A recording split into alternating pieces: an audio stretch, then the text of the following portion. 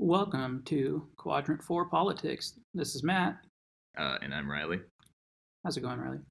Pretty good. How about yourself, man? Pretty good. So, we are starting this podcast because you and I have lots of back and forths at work, and they're pretty interesting. And we thought, why not bring it to a podcast? And we're doing Quadrant 4 Politics because, according to the political compass test, Riley and myself both fall into Quadrant 4, which means we are more conservative and more libertarian. You could look up the political compass test yourself online. Take that and see what quadrant you fall into. We would like listeners from all quadrants to give their feedback. Yeah, we're very open here to all opinions and thoughts. And we have an email as well. The email, I believe, is quadrant4politics@gmail.com. And With the number 4? Yeah, quadrant4, number 4, quadrant4politics@gmail.com. And with that, we would like write-ins from anyone who's interested in just writing in. We will read pretty much any email. We're not going to pick and choose, If anything, we both agree that we are pretty anti-SJW, but if we had a bunch of SJWs writing in, we would love to hear their opinions. We would, if for nothing else, just to, get out our last meal. Yeah. But, yeah, so with the Quadrant 4 Politics, we're going to be talking about current events. We're going to be talking about politics, different things going on there, and just, random stuff we want to talk about. And this is our episode 1. We did do an episode 0 where we were just testing. If you want to check that out, we went over a little bit of political compass if you want to check that out. But this is our episode 1, our first official episode, so we're going to do a little bit of, we already did the introduction for the podcast, I think, right? Yeah, so. For the most part. We're going to, it's not going to be an every week kind of thing, but every other week we're going to try at least. We'll try to do it as much as possible. It'll probably be like once every 10 to 14 days. Yeah. On average. I mean, if this gets more popular, then yeah, we'll commit to more of a weekly schedule. If we have a windfall or something, Yeah. We can quit our jobs, all that stuff. But so Riley, you and I, we are very different people, but we have these long discussions after work that usually last about an hour long, like our podcast. Yep. Usually because by the time, I'm ready to go, it's about midnight, 1 in the morning. Yep. But we usually have good conversations. Sometimes we agree, and we agree for vastly different reasons. So our reasoning for both being against or for something will bring us to the same conclusion, or we'll disagree. But the thing is, we can get along with it. We can get along with each other while having those disagreements. And I really think those are the best kind of conversations, is when you can have differences with people and then still leave the conversation feeling, like, you guys are on the same level as you were before. So, yeah. So we don't necessarily have to agree on everything. I mean, that's life. But that's why we're doing the podcast, because we're just talking about our opinions. Just two guys that both fall into Quadrant 4, which is the right libertarian, but we're very different. Riley's definitely more libertarian than I am. I'm probably a little more conservative than he is. So why don't you talk about yourself, Riley? All right, we'll just do our introductions now. All right, yeah. I'm a straight white male, I guess. We'll say that. I definitely consider myself a libertarian. I'm surprised I was so right on the political compass, but as we'll probably discuss, we discussed it on episode 0, and I'm sure we'll say it many times in the future, but the political compass test is not something that we wholeheartedly agree with. It's just a fun test to take. I think we can agree on that. But I'm surprised I was so right on that political compass. Yeah, I was pretty surprised with that. I think you were further right than I was, but I'm usually always pretty close to the center. I know when I was younger, my views were, I've definitely gone to the left over time, but I'm not part of the left. I'm definitely right of center. So when I was younger, I was probably about half an inch further right and maybe a little more authoritarian.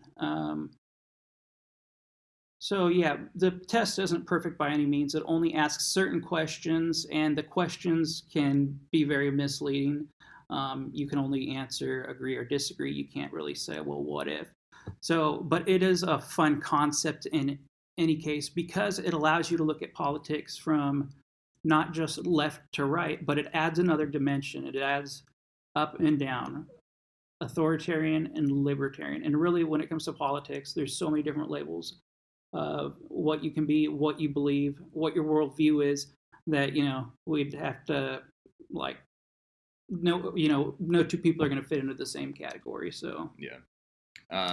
What else do I have to say about myself? Yeah, I consider myself a pretty hardcore libertarian. I don't agree with libertarians about 100% on everything, but for the most part, I do. That's my political spectrum, I would say. Outside of that, I really like superheroes, death metal, and video games. All right, cool. So me and Matt, I would say, like I mentioned, I'm definitely more conservative than Riley. Oh, I'm atheist. That was one thing I forgot to say. No, I think you said did you not say atheist? No, I said I was straight white male, but so not atheist. Riley is an atheist, and that's different from me. I'm going straight to hell.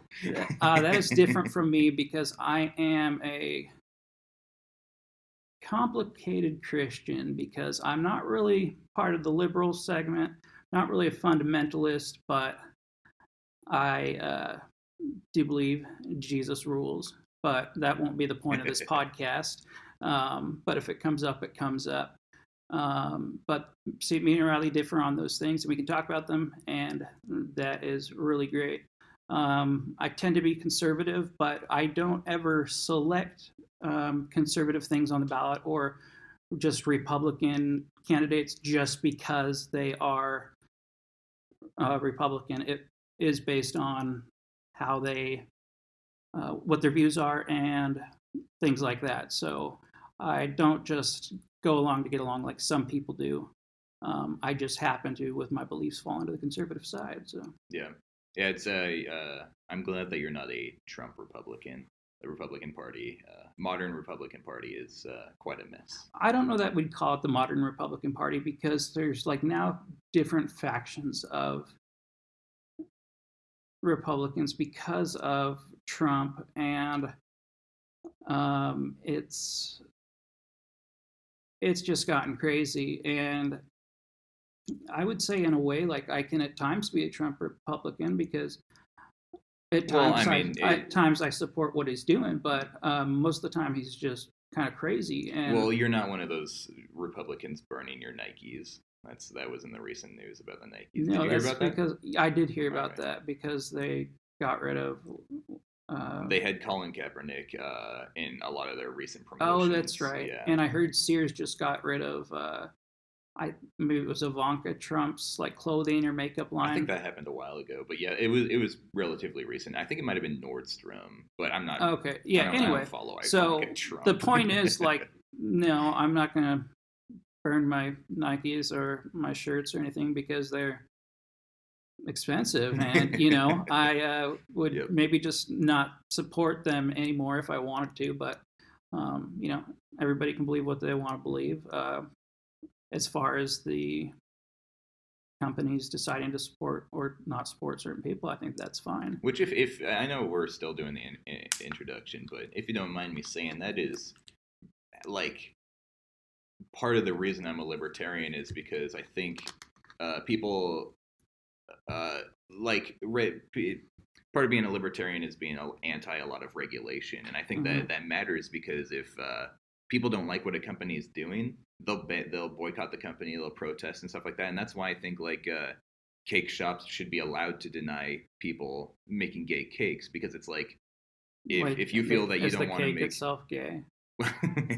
Cakes for gay couples, but that's the point. Is I think that it shouldn't be on the government to regulate that stuff. I think it should be on society. If we as a society say this cake shop, they're what's the word when you are against a race, or like bigot or bias? Yeah, when they're against a certain race or whatever. I don't feel like the government should be in the way of the company from doing that. I think it's on us as a society saying, like, hey, this cake company is shitty people. Let's not shop there. Let's, I even support peaceful protest outside of the business, peaceful, strong emphasis on peaceful, just holding the sign, Don't block our traffic.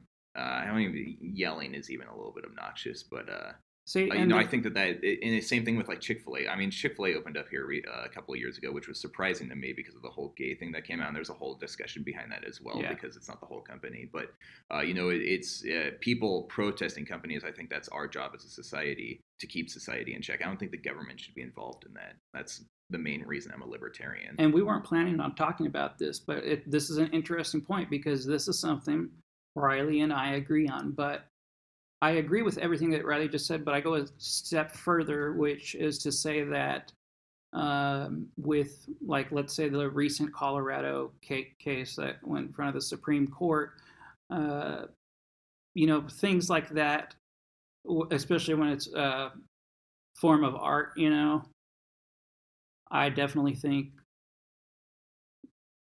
you are protected by the Constitution. Yeah. Your religious freedoms and your willingness to practice your own beliefs should not be stopped. And I don't think it's the government's job to stop that. So I am somebody who definitely likes when things are constitutional. Yeah. So I interrupted your introduction. What was there anything else you want to say about we're yourself? just spinning off about me. No, I'm just I don't really like political correctness, but you know, there's certain things I won't say.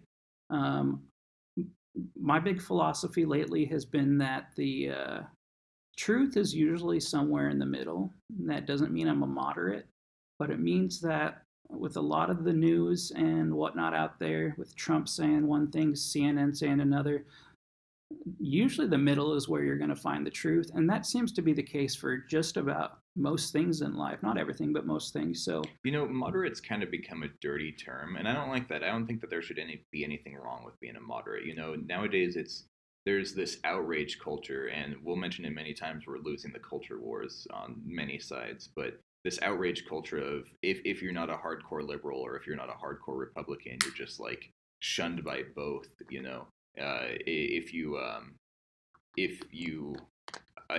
libertarians also always like to say we want people to be able to have their weed, have their guns, you know, wear their Nikes when they go eat at Chick-fil-A, that kind of thing. You know, we just want people to be able to do what they want. Whereas a lot of liberals and Republicans right now, it's like you're either with us or you're 100% against us, and we hate you.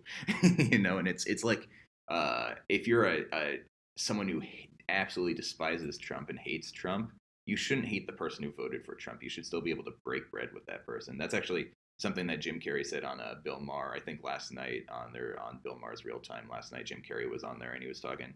Jim Carrey's a little bit crazy. I don't necessarily condone everything he's doing right now, but he did say, you know, I am willing to break bread with Trump people who voted for Trump because it's like you shouldn't hate someone just because of their politics. Politics is a small fraction of who we are as people, and it's sad that's really. Yeah, it's very true, and as I've often talked with my own mom about things, we're very different politically, but what we realized is that what it comes down to is that when we're not in these conversations of politics or religion, the two things you shouldn't talk about at a party, we're all just living trying to get by. We're all on our own journeys, and you know, certain people in the store are going to bug you, and they're going to be from different parties, different religions, you know, and you're going to get along with other people really well. We're all just people, but sometimes it's cool to talk about politics, like right now on a podcast. Other times you just got to live, you know. And that's something that I hear a lot too. Well, not a lot, but it's bullshit that we've been told that we shouldn't talk about religion or politics at a party. You know, ever, you know, pretty much like at work even. It's like, don't talk about those kind of things. It's like talking about your wage, you know.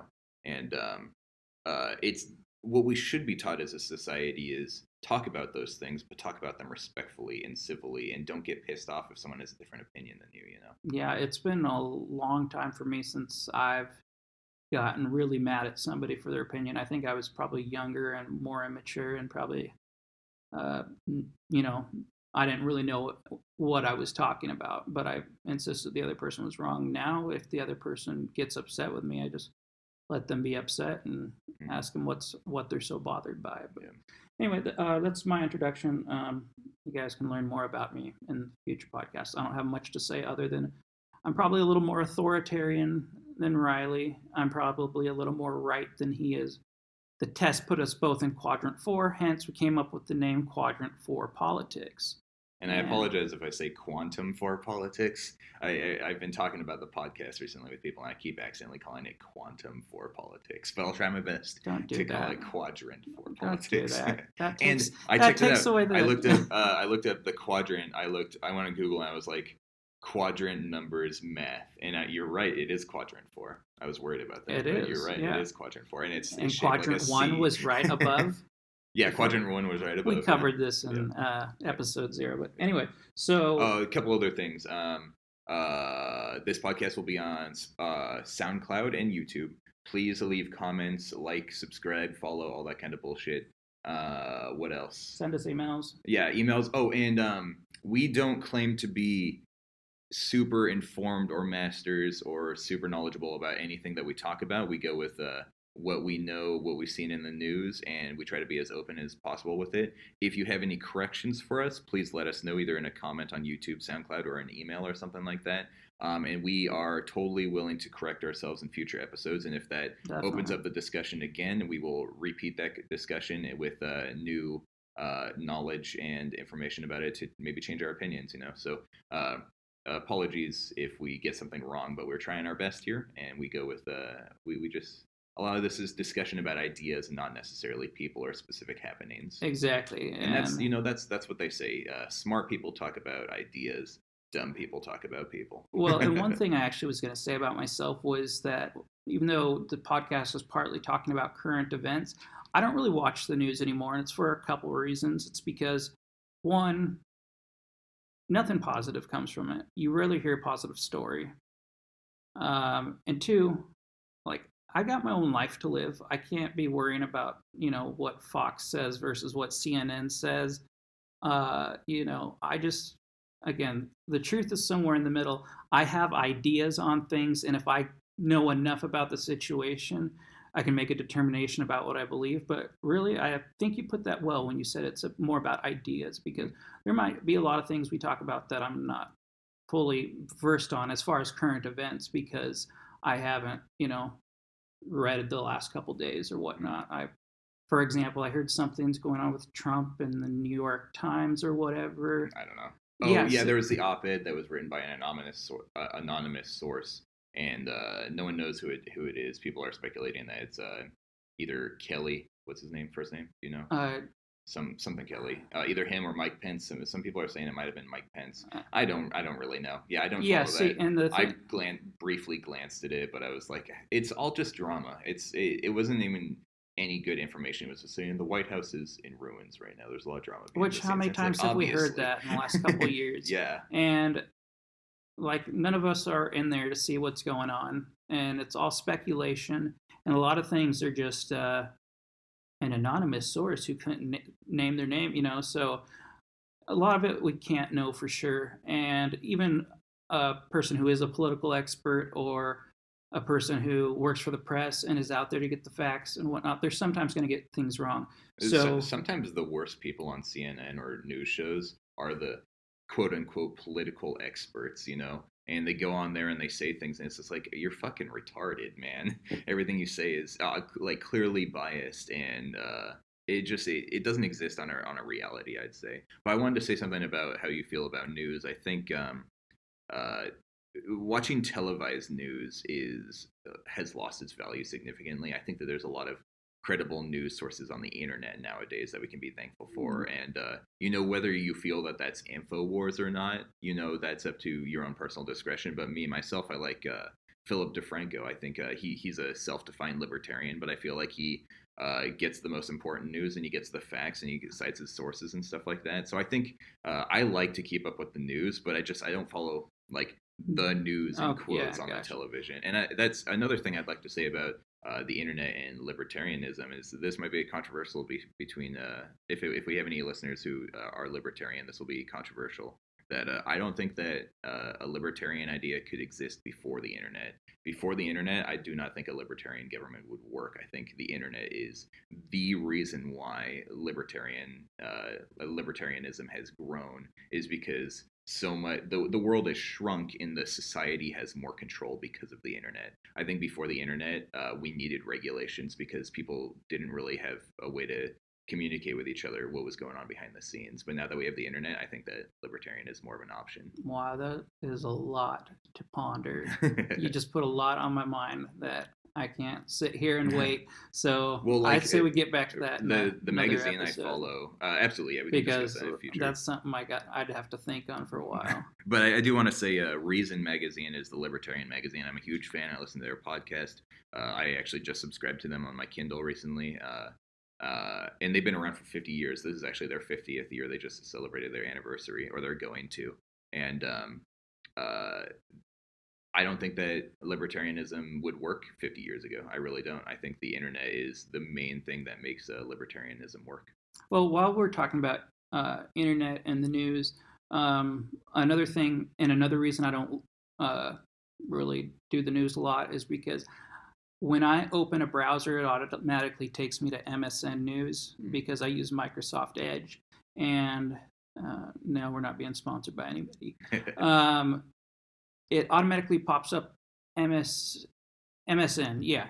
And it's either Trump, the royal family, or I figured out the equation the other day. It's like one of three things. It's Trump, royal family, or, something else, some celebrity gossip news. And it's just like, I don't care, like ultimately these things politically at the higher levels will affect me, but by casting my vote and, in other ways, I've done what I can do at my level, so. And a lot of that has to do with, it's funny because Trump and Bill Clinton are kind of similar, and Bill Clinton was impeached for getting a blowjob, right? Mm-hmm. And his impeachment was weird because he was still president. I don't really fully understand that situation, but well, he was impeached but acquitted. Yeah. Okay, I didn't know that. So a lot of people think impeached means like actually thrown out. Yeah. If they start the proceedings and then Congress votes, and that's what happened. Congress voted, and it's happened twice in history. I think the other one was Andrew Jackson, and his presidency was saved by one vote. So, well, the thing that I see similar between Bill Clinton and Trump, and I grew up in the 90s with Bill Clinton, and I don't remember him too well because I was young, but I felt like people liked Bill Clinton overall, and I could be way off on that because I was young, mm-hmm. But just the way people talk about him nowadays, I mean, outside of the sexual stuff that people hate him for, but the thing is that the way I think that Bill Clinton and Trump are similar is that I don't think that what they do in their personal lives affects their job at all. I think that Bill Clinton getting a blowjob in the White House office, I really don't give a fuck. He can be president for me. Same thing with Trump having an affair with Stormy Daniels. We don't know if that's true or not yet. But, if that was the case, I really don't give a fuck. Does that affect his job in any way, shape, or form? Well, for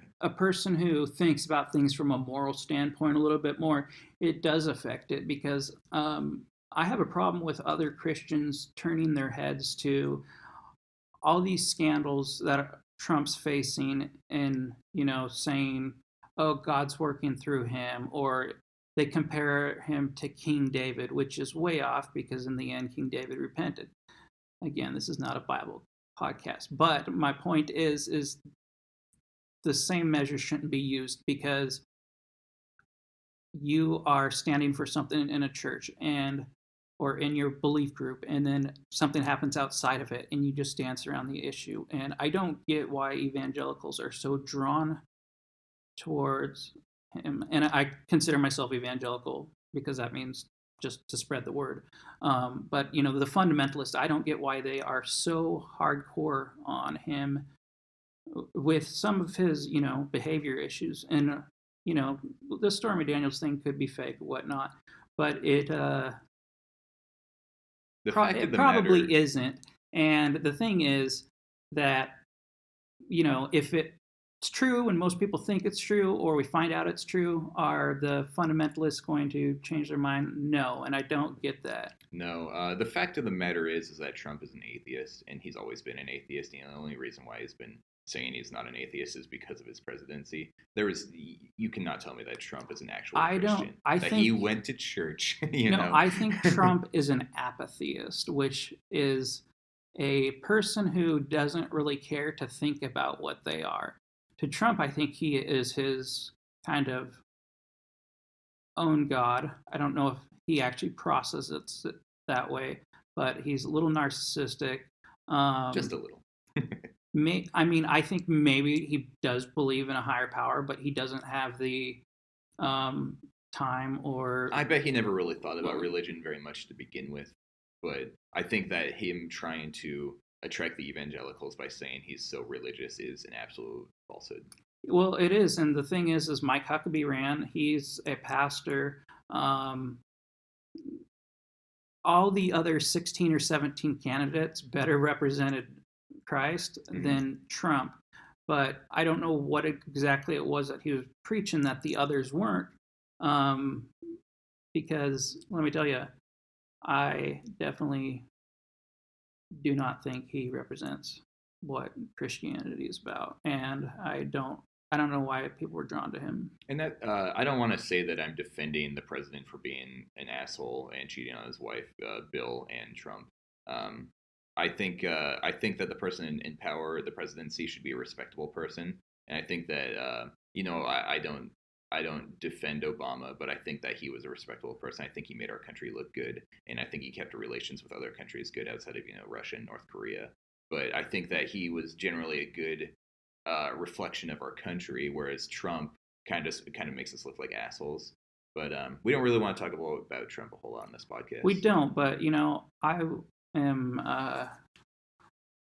We didn't want to talk about Trump a whole bunch because that's not usually what we talk about when we sit around and shoot the breeze. So I guess we'll get back to that, but I have a lot kind of to say on that. Maybe we'll cover that next time. Like we'll just have the Trump episode, get it out of the way. Yeah. And the other disclaimer we were going to give for the podcast is we're not always going to be sensitive to your sensitivities. We might say something that offends you. Me, it's probably going to be more that it's politically incorrect to think how I'm thinking. For Riley, it's probably just going to be something that comes out of his mouth that, like he's already cussed a few times. I don't usually, but, we'll see. So that's I think, I think that was the last thing for the intro. This whole episode is going to be pretty much an introduction. Yeah. The title of this episode will be Introduction, pretty much. Nice. Yeah. All right. What else on the outline do you want to go over? Let's see. I think we are using an outline, by the way. It's just for fun. It doesn't mean we're scripted by any way, shape, or form. We've already strayed away from obviously the outline we're not script. Yeah, that'd be a really weird script to have to write in, like diverging from it. Also, just some inside baseball going on. We started at 11:30. I forgot to put the timer on, so 12:30 is about an hour. Okay, so we decided for the intro for the introduction episode, we were going to go over our podcast. We hope everybody stands the Quadrant system. If not, take the political compass test. It takes just no look more it up than on Google. Yeah, you just type in political compass test. It takes no more than 10 minutes. We're not saying it's. I mean, it's like 6 pages, and depending on how long you think about each question, it can take. Okay, if you're minutes. Yeah, okay, well. How long did it take you, Matt? Maybe 10 or it's 6 pages with like 5. You've also taken it like 10 times. I have taken a few times to see if it's accurate, but anyway, so we want people to understand the quadrant, but however, that's not going to be totally what our show's about. It's just because. That's kind of how Riley and I think. So it's also a good name, and it wasn't taken. It wasn't taken, and it kind of just we were thinking like, oh, what's our hook? Who are we? What are we going to do? What are we going to talk about? And who are we? And we did the political compass test. Both ended up in quadrant 4, and said, how about quadrant 4 politics? So you want to jump into the John McCain stuff, or was there anything else on the outline? There probably was, and later I'm probably going to regret not having said it, but, that's okay. We'll get back to other stuff later. So we each had a current event thing we wanted to bring up. It took us a little bit to get the introduction going. So these things might be a week or two old, but then again, who It's knows still how far current. into the future you're listening to It's this. bullshit that news that's a week old is considered old news. You know, it's just a factor of the internet is that people move so fast. But it's like we need to be able to talk about things for a while. Well, that's true, but now there's so much to talk about that it's Yeah. like, people are past this. So the death of John McCain, I'm going to preface this by saying that in 2008, I was a huge McCain Palin supporter. In fact, I more so liked Palin, and it's funny because the reason I liked her was a lot of the reasons people like Trump, political outsider, not really involved with Washington D.C. politics, not into the big money, willing to work with both sides. Well, that'd be more like a John McCain thing, but a lot of the things that attracted people to Trump is what attracted me to Palin. It's just she had a few moments of idiocy or things that appeared that way, but she also just talked like a normal person. Anyway, so part of what I'm talking about. You're gonna have a hard time defending that. Not against me. I'm just saying that there's a lot of clips on the internet of Sarah Palin talking. Oh no, like a there crazy there person. are, but I mean, like me right now doing this first podcast, like I'm saying stuff and kind of thinking like, what am I about to say? I'm a little nervous right now, Riley. I told you this before we started. My point is that she was the governor of one of the least populated states, and she was thrown onto the national stage. Is she like super smart like a lot of the Washington D.C. people, the senators? Does she know all the goings on? No, but neither did Trump, and Trump didn't have very much foreign policy experience. So what he did is he said, "I'll surround myself with people who do." As to where with her, they just bashed her for it.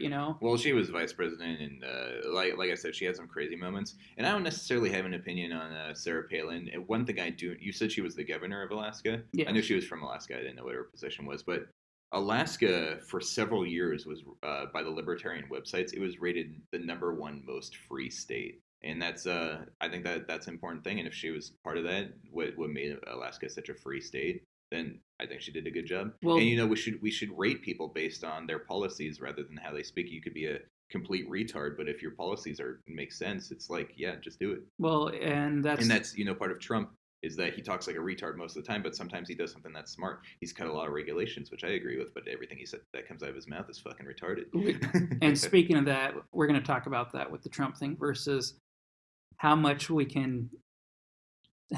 can tolerate of his dumbfuckery and how much the policies change, like what the balance is as far as what my move is in 2020. Not that it matters because of where I live, but anyway, so I was talking about Sarah Palin, John McCain. Sarah Palin, John McCain. So first of all, John McCain, I really liked him, and I remember I was 18. It was the first year I could vote. I thought it was pretty cool that I got to vote on my 18th year.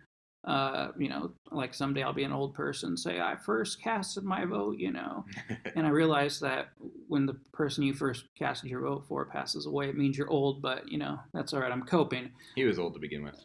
Well, I'm talking about if you casted your vote for the person and they're dead, you're an old person yourself. So I guess. Anyway, but I really grew to like him during the 2008 primary. I originally supported Mike Huckabee, and again, I wasn't as well informed. During voting season, I do get well informed about issues and the people. So I said I don't talk about news a lot, but I do then. Well, you do a good job of researching everything on the ballot before you even fill out the form. It takes me, I remember in 2012, it took me about 16 hours to fill out my ballot. It was a long ballot, but granted, like things like gay marriage and weed, which were on the ballot, along with, several other things. I spent hours on just the weed one. I spent hours just thinking about it from different perspectives.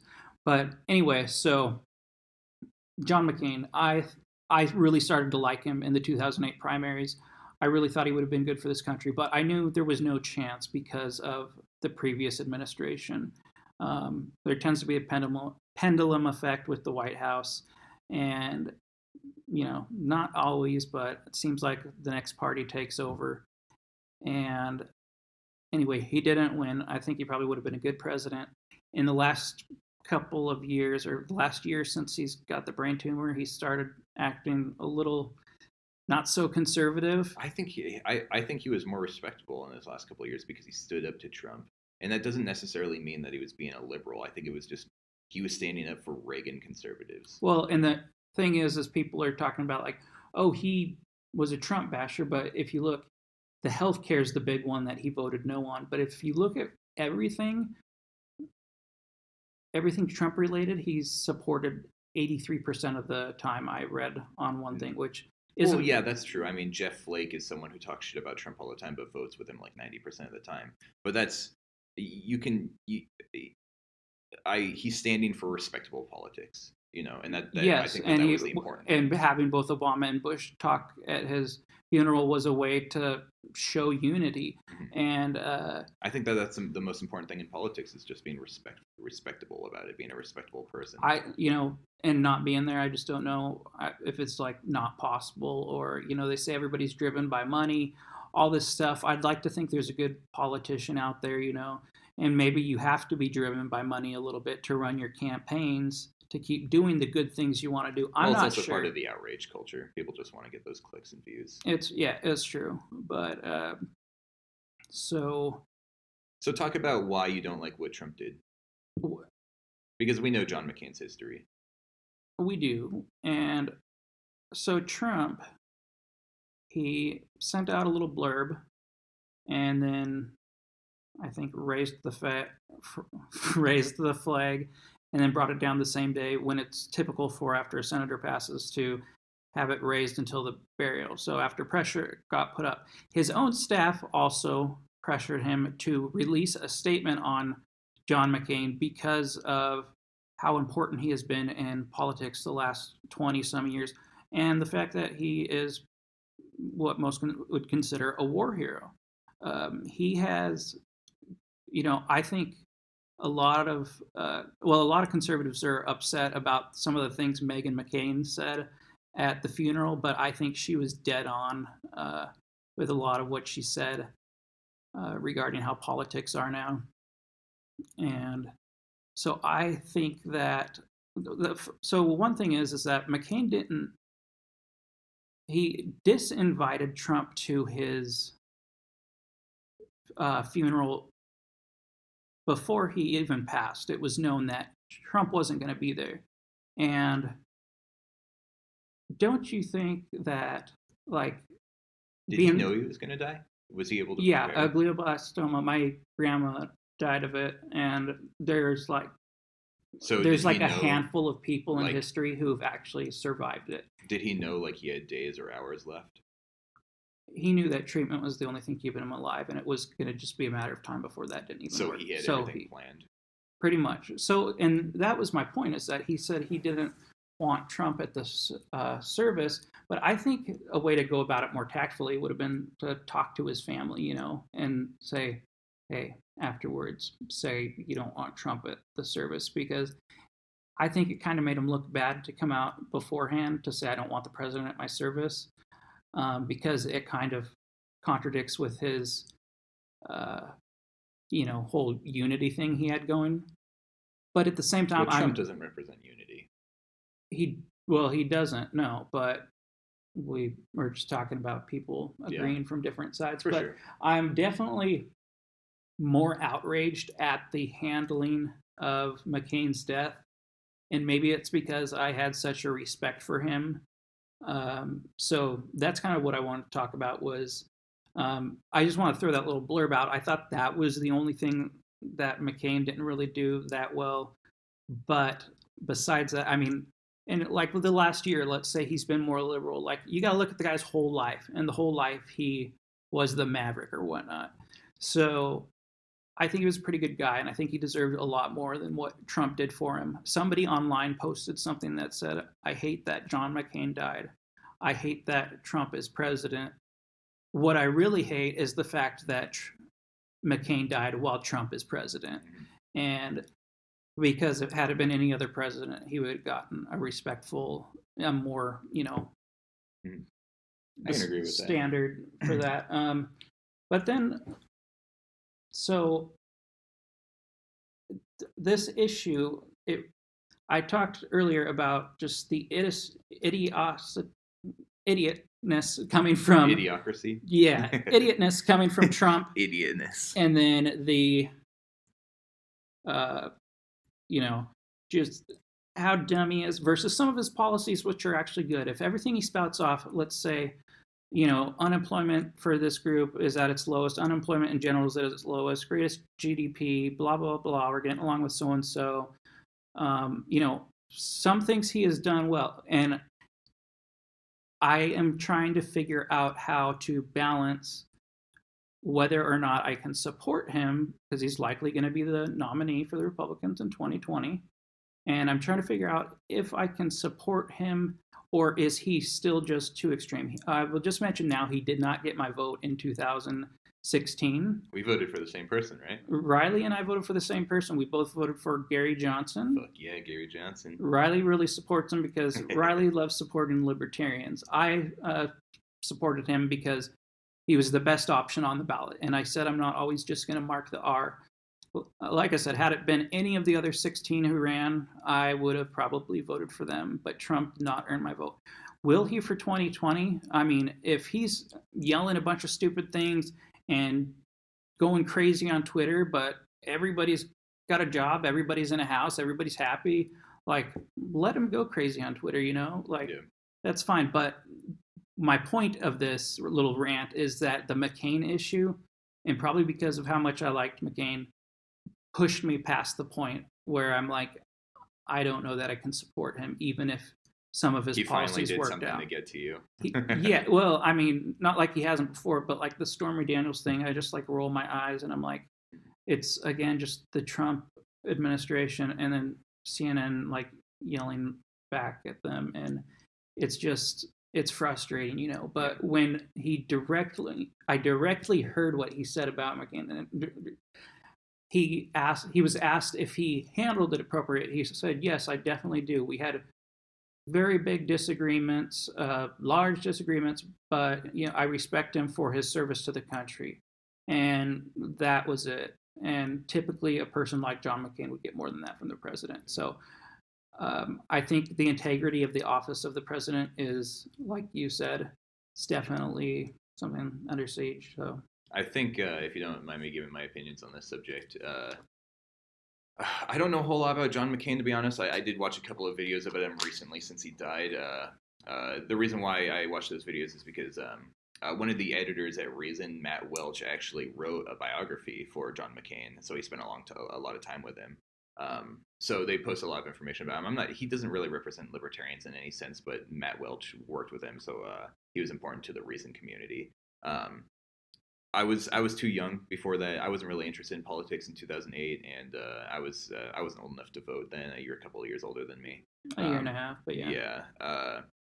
So I didn't really know a whole lot about him, and I don't know how he would have done compared to Obama. I don't think Obama was all that bad, but I don't think that he would have been a worse option by any means. I think that maybe he could have been a good option too.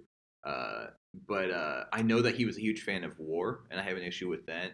He liked bombing other countries. That was something that was one critic that was brought up by a lot of liberals when he died. Yes, yeah, a lot of liberals, and same with Barbara Bush. There was a lot of people who can't just let the person die and then later complain. It's like, oh, we have to, Yeah. I see what you're saying. One of them from a far left article I read said something like, it was hard for the left because recently he was against Trump, but he also had the history that they didn't like. So they were like, which button do we press? Exactly. And the title of the article was "How John McCain Will Be Remembered, How He Should Be Remembered." Oh, and God. Like, roll my eyes. It mentioned the warmonger thing. But I don't know that he supported war just for the sake of war. I think I don't really know. Like I said, I don't know everything about him so much. All I know is that I've read the headline saying that he was a big fan. I've heard that he was a big proponent of spreading democracy, which sometimes involves war, because dictators don't go down easily. Well, I have a lot of respect for John McCain because he was in the military and because he was captured. Wasn't it for like 5 years or Five some and a shit like half that? years he That's spent fucking crazy. tortured all the And time. he had the chance to go back, but he said he didn't want to because he didn't want to be because his father or something was in the Senate or some shit His like that. father was a very high admiral. Yeah. He had the chance. The Vietnamese thought it would make them look good to let John McCain Jr. go, and he said, "No, there's an order. It's first come, first go for prisoners of war. I'm going to wait till it's my turn." And the Vietnamese were pissed, and they tortured him pretty brutally because of it. He was physically crippled for the rest of his life, and he had that little pouch in his face. Yeah, they. So I have a lot of respect for him for that, and I hate war, but always support the troops, even if I disagree with the troops' individual beliefs. Like John McCain, I don't think I aligned with him politically on everything, but I always support the troops, and I have a lot of respect for someone who was a prisoner of war and made that decision to not go home when he had the chance. And I also think, did you read that letter that he left behind when he died? Yeah. Dude, that was fucking awesome. I think he did a really good job. I don't know that it was any more phenomenal than anything else he wrote. I think it just put a good cap on his life, and I think that it was really hopeful, for the country overall. I think that one of his interviews, he was like, I hope people remember me as someone who served his country, and I hope they include honorably in that. I think he was a good guy overall. I did disagree with his war stuff, and I don't. The Trump disrespected him in the campaign, a big thing. I don't want people who were captured as prisoners or whatever he said. I prefer people who weren't caught. Yeah, and that's bullshit. I think that was a big. I'm surprised that he didn't get kicked out of the election at that point, because at that point he wasn't even number one. I don't think he was still up there with Ted Cruz and Marco Rubio and stuff like that. I'm surprised I didn't lose it. Well, everything with Trump was like, I can't believe that happened. Yeah, he was never going to win the nomination. And I agree, that the flag not being a half-staff. I mean, as a libertarian, I don't really care about that kind of stuff, but I still think it's respectful. Yeah. I don't think it should be like a government, like, we require that the flag be a half-mast. No, and I'm not saying I'm not supporting we put that into law. I'm just saying I do agree that it was disrespectful, and that the blurb that he put on Twitter was just like he died. It wasn't anything respectful, and it didn't honor him. Well, I mean, it was respectful, but it was the minimum he could get away with. Yeah, and it would have meant a lot coming from Trump if he had. It's not like we can expect this from Trump, but it would have meant a lot if he had like written a letter that was really nice and was long and said, I apologize for the things I said about him, and he was a good guy. And I heard he apologized privately, but it doesn't show it to the country. Or exactly. And if you apologize privately for something you did publicly, what's the point? Yeah, exactly. So I agree with you that it was disrespectful. Only other thing I wanted to talk about with this was I did not like the fact that there was one key person besides Trump, but that's okay, who was missing from the funeral, and that was Sarah Palin. She was not invited. Is there any reason why? It's all speculative, but I've heard a couple things. One was that Cindy McCain wanted the funeral to represent his, what a great person he was, and a lot of people consider her a blunder. I personally don't. Now, my love for her has definitely gone down, especially since she announced she would support Trump. I definitely wasn't happy with that. But I thought, if this is a man who's ran for president twice, and one of them he got on the ticket and was able to select a vice presidential candidate, I thought it was a little tacky that they didn't invite her. And, it's not like she had to make a speech, but, she could have at least been there. Him choosing her as his vice presidential candidate, I think was a little bit of a bad move, because I feel like the only reason he did that was because he was running against a black guy who was going to be the first black president. So he was like, I need to do something. Let's have a woman as the vice president. I feel like he didn't pick the best person for the job. I absolutely agree with you, and I don't doubt that was part of the equation. And if they had chosen a woman who was a little bit more easy on the media, where the media couldn't attack her so easily, I think even his daughter, like, I know she doesn't have any does she have any political experience? I don't know. I mean, she's on The View, so. Oh, Is she really? Is she a Yeah, that host on The doesn't View? count as a That's political funny. But experience. like his daughter is really good in the media. I've seen her a few times. She's pretty hot too. I Okay, do that. But yeah, anyways, yeah. yeah, I think that Sarah Palin. I think he chose a woman, and in the Republican Party, I feel like it's a little bit harder to choose women. Not that I mean, there's some Republican women, but I think that So choices are I'm slim gonna picking. You know, disagree with you on the choosing a Republican for um, like no, he should that. have chosen. I mean, he's a Republican Party. I'm just saying that I'm not sure he should have chosen a woman because I think that I got to tread carefully here. I think that he chose a woman because he needed diversity to go up against And I agree. Obama. Yeah. And I think that I'm not sure who the options were available to him, but I think if like Sarah Palin was the only woman available, I And think it would have she been better wasn't. to go with a man. But I don't know everything behind the scenes. I'm not sure who the Yeah. other women were, but I think that she was too easy of a media target, you know. So I think that that's what hindered his campaign. But the fact of the matter though is she did not lose the election for them. It was 8 years of an unpopular president, Mm-hmm. followed by a black man, Yeah. and that is what ultimately led to John McCain not winning the Yeah. election. He could have probably picked anybody else, including Joe Lieberman, like he said he wanted to, um, or anybody, male, female. He could have probably picked, and I don't think he would have won. Yeah. Because the same way Obama got elected through the pomp and circumstance and all the hope, change, the rhetoric, basically, is how Obama got elected. I think it was a sign of the times too. I mean, Obama, he was a politician, but he was also funny. He was very down to earth, you know.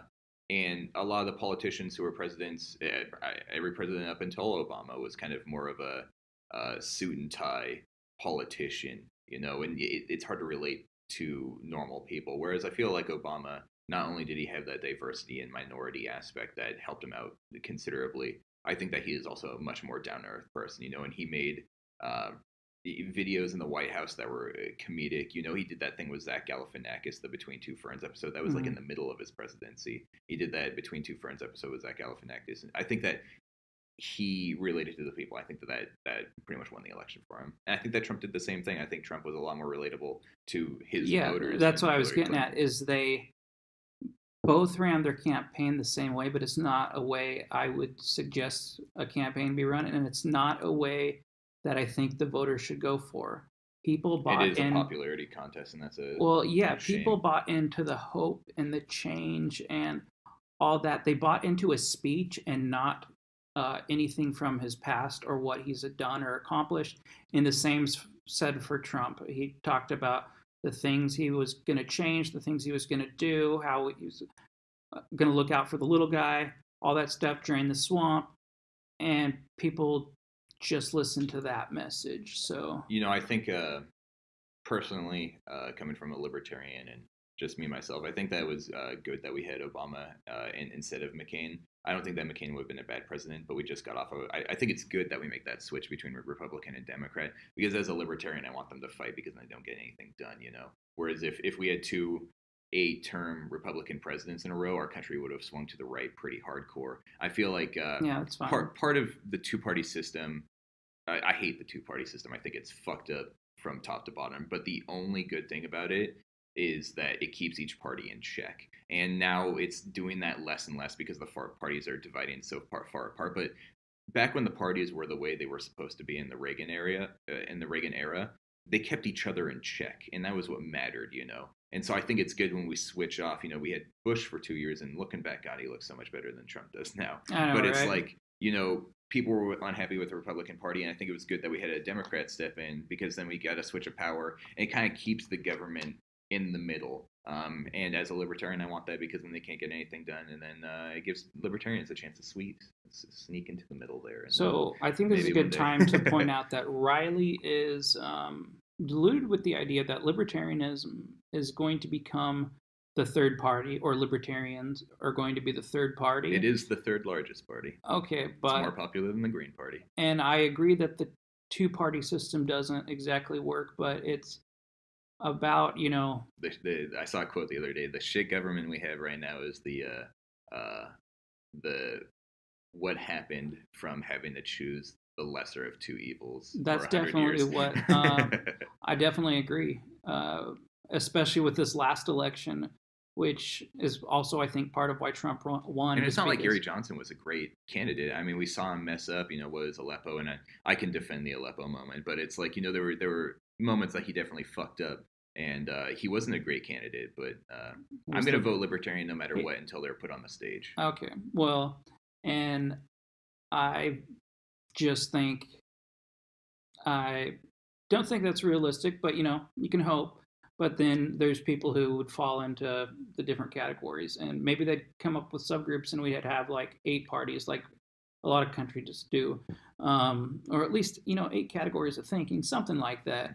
I mean, even in the UK, they have those joke parties, and I think, fuck, you remember D's Nuts was trending for a while? I think I showed you that. There was the candidate called D's Nuts. It was an underage kid, and he just Hillary and Trump were so unpopular that D's Nuts got like 8% or some shit like that. And I think like Maine or New Hampshire or some shit like that, he got 8% of the votes, or the primary polling, whatever they do. And D's Nuts. I mean, I would rather have D's Nuts as president, some kid, than Trump, I'd say. But another thing, if you don't mind a little bit of a tangent here, no, the two-party politics is it's actually happening right now that the parties are stopping libertarians from coming in. I can't remember what state. It's like New Mexico or Arizona or some shit like that. But a libertarian is running, and he's doing better than the Republican.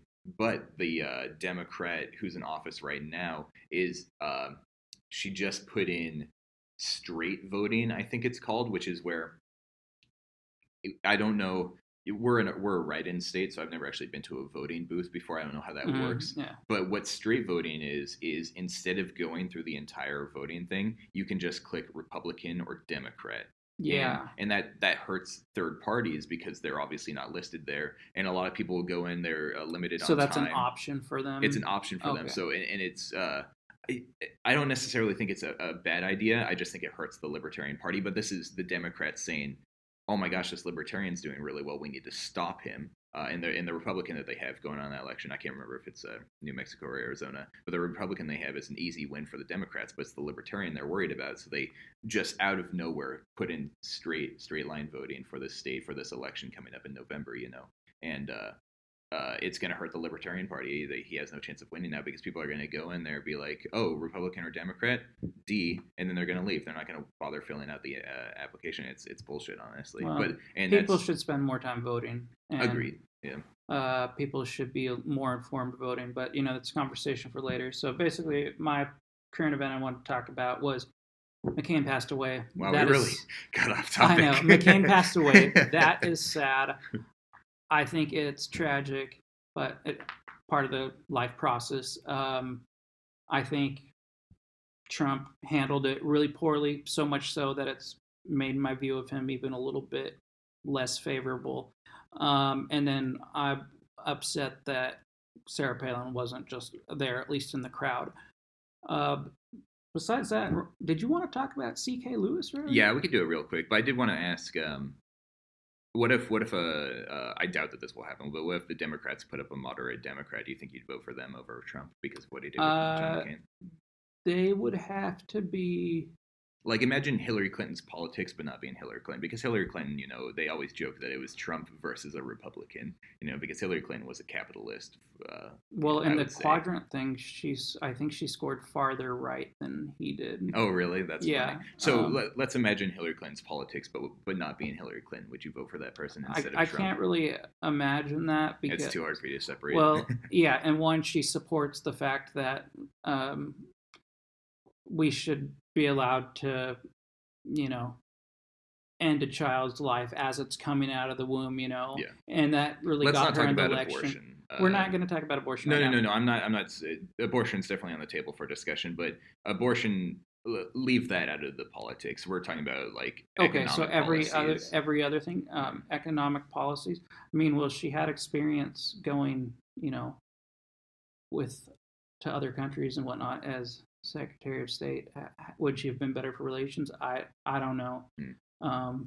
I can't really put her into like a different person's body because she's so corrupt. Just I can't separate. Ignore what I said about Hillary Clinton. Do you think you'd vote for a more moderate Republican? There is Democrat? A chance I would vote for a moderate Democrat, but they'd have to be pretty moderate. Tim Kaine, he was an all right guy. He was an all right guy. He was a missionary, which I respect. He's Mormon? No. Christian missionary? Yeah, Christian. I respect that. I think he's pretty involved in his church.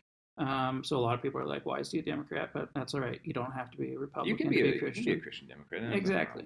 So, well, some far-right Christians disagree. Left, yeah. So, anyway. The far left or far right people disagree on everything. Yeah. So, he was against the death penalty, which I am also, which we're not going to talk about right now. So I actually liked Tim Kaine more than I liked Hillary Clinton for sure. Is there a Democrat that they're going to put up that's moderate enough? Probably. Yeah, they're not. Probably going to put like a Cory Booker or some. I don't know if you heard it. He was all over the news recently. Yeah, and then Kamala Harris is the other one they're talking about. So obviously not those ones, but imagine Tim Kaine versus Trump. Would you vote for Tim Kaine? At this point, I would probably once again go with whoever the Libertarian candidate is. Oh, really?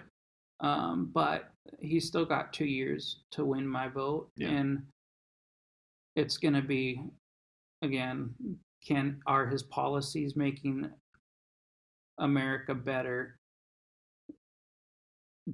How does that balance out versus his psychoticness? So. We are probably over an hour now, but the Louis C.K. thing I can make real quick. So he was part of the Harvey Weinstein sexual allegations, and he actually admitted to it. And what he did was he would jack off in front of girls. This was when he was famous, and like comedians who would like open up for him, or female comedians who would open up for him, or were just lower on the fame spectrum than him, you know. He would like invite him over or into a room, and he'd pull out his dick and start masturbating in front of them. And he admitted to that in a apology letter, and he also admitted to like standing in front of he'd invite him into a room and stand in front of the door and jack off in front of them. And so some people called that human imprisonment, you know, because he was blocking the door. But I don't believe it. So that's what he did. He blocked the door and he jacked off in front of women. I don't think that should necessarily be illegal, and that's probably controversial. I don't think that human nudity should be illegal. I think that we should be able to walk around naked. I think we should be able to masturbate in public. I have no issue with that. Yeah, okay. that's my position. I think that women should be able to breastfeed in public. I think that everyone should be able to masturbate in public too. I have no problem with it. I think that human nudity is a natural thing. I think it's a shame that we shun it. That sounds pretty SJW of me, kind of hippie-ish, but like I'm not a nudist by any means. But I'm just saying, if someone wants to walk around naked, I don't think that should be against the law. And that's very much a libertarian standpoint. And so jacking off in front of women, I'm okay with. Yes, it's uncomfortable for women, but I think that they can leave. And then that comes into play, him standing in front of the door. I don't think if a woman's... I've listened to a lot of Louis C.K. stand-up, and I'm not a huge Louis C.K. fan. I want to say that. I'm not like said C.K. Lewis. What? Okay. It's Louis C.K. or Louis C.K. His show is called Louis, so I'm not sure if it's Louis or Louis. But I'm not like a huge fan of his. I admit that I think he's pretty funny, and I have listened to all of his stand-ups, but he's not even in like my top 10 favorite comedians, I'd say. So you're talking more about the fact that he's returned? Yeah, but I wanted to go over a little bit more about what he did. I think standing in front of the door and jacking off, I think that just from what I've heard of him in his stand-up comedy and just like his interviews and stuff, I've gotten to know the guy a little bit. I don't think that if a woman said, I'm uncomfortable, I want to leave, I think he would let them leave. Or if a woman like pushed him out of the way, I don't think he'd fight them or pin them down and jack off on their face or some shit like that, you know? I think that, yes, he stood in the door, so kind of to block their way, but if they really wanted to leave, I think they would have. And I'm not saying that meant that, I'm not saying that the women wanted to be there. I just think they should have been stronger, that if they were uncomfortable in that situation, they could have just left, you know. Could have said, you're disgusting, I'm leaving. Yeah, and I also, it brings up a lot of things with the sexual allegations. Is he admitted to it, but there's a lot of people who don't admit to it. They say this didn't happen, and then the companies, you know, they get dropped from their movies and TV shows and stuff like that. Well, and that's because nowadays you're guilty until proven innocent. Yeah, and as a libertarian, I'm okay with that because the thing is that if a person, if a famous person has a lot of bad press, it's not good for the company because if they put him in a movie, then it could essentially affect that movie's ratings and how much money it brings in. So if it, like, I think it sucks. I think it sucks that there's that power that I mean, I don't want to put gender specifically, but that women have over men that they can say he did something inappropriate to me, and then that can ruin has the potential of ruining his career. However, I think that the companies not keeping him on staff is okay because that's their right, and it's a business decision for them. Absolutely, yeah. So, anyways, Louis C.K. came back to stand up. He hasn't performed on a video or like super publicly, but he was a surprise guest at an open mic night in New York, and people were offended by that. And he made masturbation jokes on stage, and it was kind of just even after that. Yeah, even at, yeah. Do you think that's crossing the line a little bit? Like, okay, I came out, I apologized about. I think everything is on the table in comedy. It's never too soon. Nothing's too offensive. I mean, that's me. That's fine, and I'm not saying what he did should be outlawed. I'm saying, is it reasonable to suggest that, people are going to forgive him if he writes this letter and then goes off and does jokes about masturbating? But yeah. I mean, yeah, it is probably. He could have been. I didn't see the set because it wasn't posted online, and nobody really gave a big description of it. Some people were like, "Yeah, he was really funny," and other people were like, "I was really uncomfortable." But I'm not sure how. If you made a masturbation joke and then was super self-aware about it, I think it would have been totally cool. But if you made a masturbation joke and then wasn't self-aware about it, it could have been uncomfortable. I could see that. But yeah, people got really upset over it, and there were articles written like, "I don't want him to come back" and stuff like that. And it's like the guy's loaded; he doesn't really need a job. I don't think he's going to be hurting for money anytime soon. But he's a comedian. He's a funny guy. I don't think what he did was he didn't rape anyone. He didn't physically hurt anyone. And and that's the thing is a lot of people are being charged with. I mean, I think this segment, if we go into it, is really going to get us in trouble. But that's okay. A lot of people are being charged with sexual assault or sexual harassment when they just felt uncomfortable, or maybe he came up and rubbed her shoulders, which is inappropriate in the workplace for sure, but is it worth like millions of dollars or whatever? Is it worth that person losing their job? There's definitely a morality standpoint to it that I think women need to control themselves better. But I also think that there are more ways and avenues now for women out than there have been in the past. And so, yeah. I think, I don't know, on the shoulder touching thing specifically, I think that's kind of, I don't know, I just wish people wouldn't be so offended by dumb gestures. I think that, commenting on someone's pants or, touching their shoulder when you're talking to them, I hate that women are like, "I'm uncomfortable." I think that's really dumb. I think that pick your battles, and that's exactly. Not a battle. Did it hurt your life? Did it take away your freedom? As a libertarian, it's the government. The only thing it should be doing is protecting our freedoms. And did that take away your freedom? Him touching your shoulder? No. And it's not harassment until you tell him to stop and he doesn't. Yeah, exactly. But nowadays it's harassment right off the bat. Yeah. You're let out of the company, brought into the courtroom. Women complain about men calling them pretty, and it's like, are you fucking kidding me? Like, and now you're not allowed to comment on like a woman's like. I read this article because my boss recently told me I needed to smile more. I was going to come back with an article, but there was a couple about women who were told they need to smile more.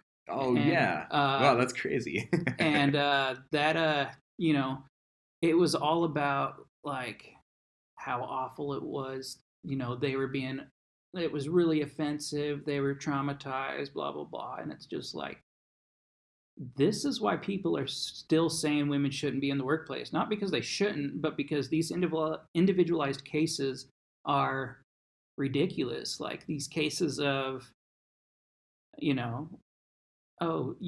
made me a little uncomfortable. Yeah, that's why some people are getting frustrated and fighting back against the Me Too movement or whatever it is, which I think has a good purpose, but also it has the potential to create victims who are false or people who are falsely accused of victimizing other people. And we can make it a gender thing, but I mean, and it kind of is because men tend to be the rapist, women tend to be the victim. But really, it's about telling the truth and are you acting appropriately? Yeah. And yeah, people need to just communicate with each other. It's like if something makes you uncomfortable, mention it. yeah, And I also think that I think it's dumb that government gets in the way a lot of that as far as like sexual actions in the workplace. well, it's Man, because there's so many different ways I could go it's with because this. people have legal rights. So this is one thing that Riley's super libertarian on everything, and I'm pretty constitutional. So it's because people have rights, and if those rights are violated, they have the Yeah, choice but to my defense would be you can just quit your job and find a new one. why would the victim have to quit their job? If they don't like the way they're being treated at work, it's like they can tell their boss that and request, changes. And if the changes aren't made, then quit your job. That's what I think. But I don't. It's I don't know. It's hard to say. It's a long. I'll go into a quick thing. I know someone personally. I'm not going to give any details though because it could be traced back to them. But back in the '80s, I knew someone. I wasn't alive in the '80s, but I know they did this in the '80s. I knew someone who was very wealthy, and he hired Mexican women who did not speak a lick of English to work as his assistants in the office. And he didn't give them desks. He made them put all their paperwork on the floor and kneel down. And the reason why I did that was because he wanted to look down their blouses. The thing is that it was very sexist what he did. What he did was obviously for sexual reasons, but he was paying these women like $15 an hour in the '80s. So it's like, yes, they were being um, objectified as women and being sexualized, but he was paying them good money. And it's like, I you don't have to think pick that your makes battles. it It's like right, there's a but lot of, well, I don't think that should be against the law. I think that the women can say, I'm going to go to work. You have to remember they're being paid well and they don't speak a lick of English. And the only thing that they're being done to is just being sexualized. And it's like, I think it's up to the women to say, I'm in this foreign country where I don't speak their native language and I've been offered this job where I get paid a ton of money. I'll be happy. And the only thing that's going to suck is that my boss is like kind of a perv. And it's like, if it gets to the point where he's like groping them or masturbating on them, absolutely that's wrong. And that's taking away their rights and their freedom. But I think that opportunity is like, it's a pick your battle kind of situation. Like, what should he do? well, and the hardest thing I've found is that like every I could say every woman, but every person, as far as what offends them, is different. Mm-hmm. And I've experienced that in the workplace where I'll say something just jokingly and somebody will take it really serious. Maybe it's because I have a dry sense of humor. Um, I don't know that I've ever been accused of sexual harassment in the workplace, but I've been accused of a lot of things. Somehow kept all my jobs. But different people have different sensibilities, Just and because if someone else people is could offended by something doesn't mean it should affect you. It's like you're offended, so what? As long as I'm not hurting you or taking your rights away. exactly. And I think it goes back to my thing about harassment. Harassment is repeatedly bothering somebody. Yeah. It's not doing something once that they don't like. It's them telling you to stop and you continually doing it. Yeah. So absolutely. Even if I commented on a female coworker's hair, I said, "Oh, your hair looks really nice." If she says, it makes me uncomfortable that you do that, I'd be like, well, you're really weak and stupid and shouldn't be here. But, I'm not going to comment on it anymore. Yeah. If she's uncomfortable about it and goes 2-3 weeks, 2-3 months even without saying anything and then finally says something, then the guy's this big bad monster, So yeah. I don't know. Anyway. Yeah, we're over an hour, so I'll do the outro. Yeah, I just wanted to say, if you were listening, cut us a little slack because we're new and we are just getting the hang of this. And we definitely won't have an intro in the future explaining our podcast and what it's about. So just very brief intro. Yeah, it's just going to be saying welcome to the podcast. So in other words, if you found us mildly entertaining, but kind of we took too long or I said too much, then give us a second chance. Yeah, we will improve. But same with the audio listeners. Quality and all that kind of stuff. Yeah, we're definitely still working out some things and getting better ourselves. So that was the last thing I had to say because I know we went a little long. We kind of rambled and ranted.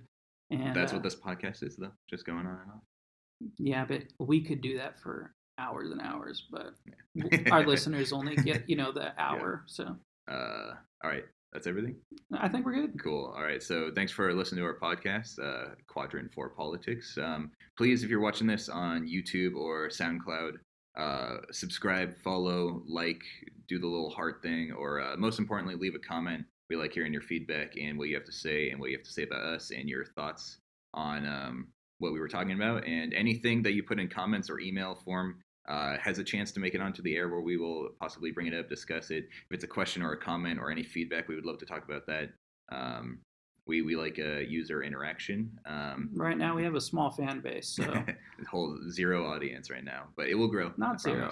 But anyways, the email is quadrant4politics@gmail.com. That's the number 4. We're on YouTube and SoundCloud. I don't need to give you those links because you're already there. Any information will be in the description of those. And thanks for watching. We'll see you next time. Bye.